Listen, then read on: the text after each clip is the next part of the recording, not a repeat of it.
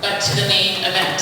The point of tonight's forum is to both ensure that the candidates are able to speak to the second district, but also for you to hear from them. It's a two-way street, and I really believe that getting together early is going to help everyone become more engaged and stay involved in these very important local elections. So I'm thrilled that people are here tonight.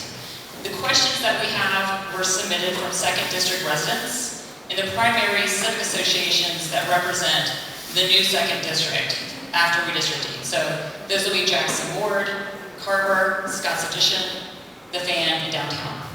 I love you, Rosedale, Sherwood Park. We losing you, but we are focused on those who will be voting on the second district ballot in November. Questions have been edited for length and clarity and to ensure that we cover as broad a range of topics as possible.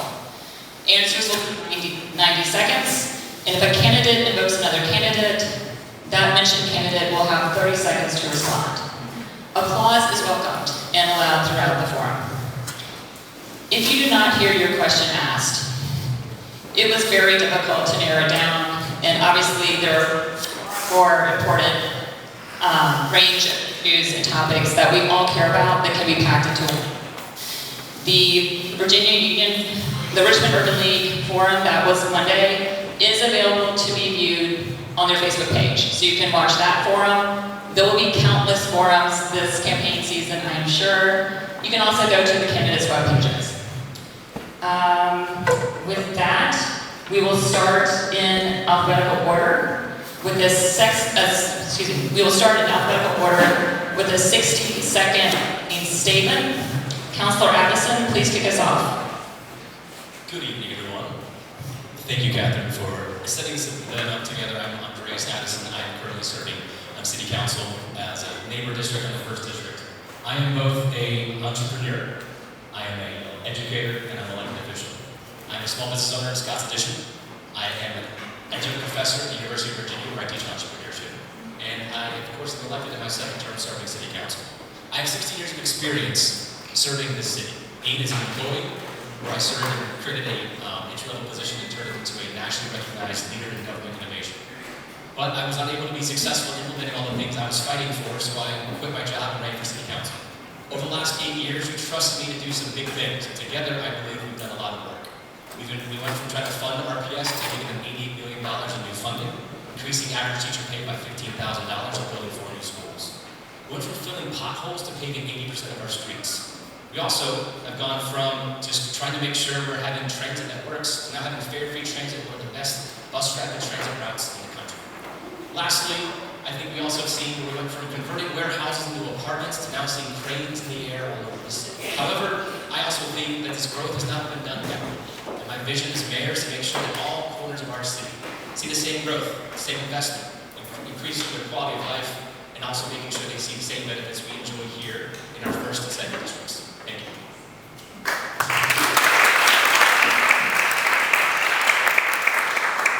Hello friends, my name is Danny Avula, and I'm really grateful for you all coming out here tonight and showing your love and investment in the city. I moved here originally in 2000 to go to medical school, and at the time when we were planning on traveling somewhere else, potentially going somewhere else for residency, we decided that we wanted to be here. We decided to move into the east end of Richmond in 2004, initially in pursuit of the Dr. Reverend Martin Luther King's beloved community, this idea that we could live with people from different races and backgrounds and socioeconomic classes and really be good neighbors to each other. So that has been our lives for the last 20 years. There have been wonderful things about that, there have been really complicated things about that, but in all of that, have fallen more and more in love with the city.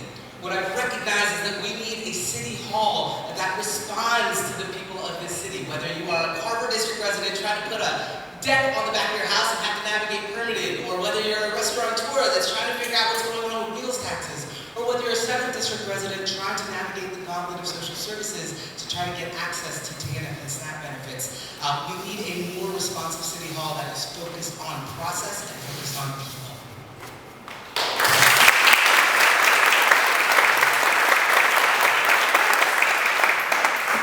Good evening, everyone. I am Michelle Mosby. I am a Richmond native here in the city of Richmond. I am a business owner of 23 years on the south side of Richmond. understand the importance of small business and big business and what it does to the economy and what it does for our city. I am a nonprofit executive director of 15 years who works to help our justice-involved community be housed, provide workforce, substance abuse, mental health, because I understand that in order for folks to pull themselves up by their bootstraps, they need some assistance and opportunities. I am also a former city council representative from 2012 to 2016. In my first term, I became the president of Richmond City Council.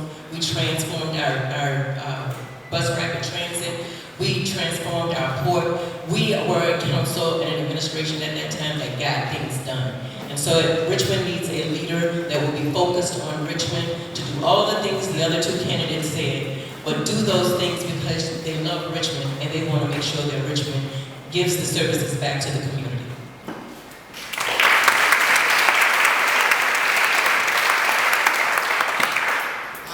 I am Maurice Navin. I'm running for mayor here in the city of Richmond. I am a Richmond native. I'm 34 years old. I'm a graduate from Virginia University. It was hot. But with being there, I had to work under pressure to earn my degree. I was the first in my family to earn a degree in criminology and criminal justice in the bachelor status. Also, I'm a business owner, so I have a security firm. I have a roadside assistance company.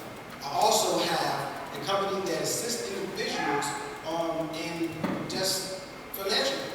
I just added to a DBA so I can help individuals. I'm a community organizer. Also, I work diligently to advocate for individuals in the city of Richmond. I have seen it all. I do not work with individuals population specific. I work with the youth. I work with the elderly. And then also I work with my peers. Ultimately, I know for a fact that innovative ways will be effective for our city coming up in this next fiscal year.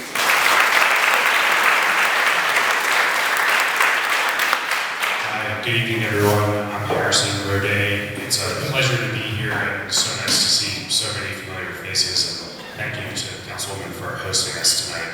A little bit about me, for those of you who I have not had the chance to meet. I grew up in Henrico County. My first job was right here in Richmond, working for Senator Tim Kaine, who teaches us that listening is the core value of public service. I spent many years in the private sector helping lead large organizations in industrial manufacturing through challenging change and opportunity. And more recently, I started a nonprofit organization here that supports our small business community by providing access to capital for entrepreneurs who are locked down in capital from opportunities with banks. I'm really excited to be here and have this conversation tonight. Our campaign is going to be centered on positive change for the future of Richmond, and I'm really looking forward to the conversation. Thank you so much.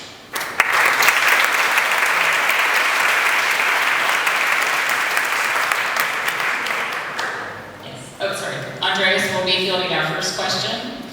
And I want to commend everyone for starting us off by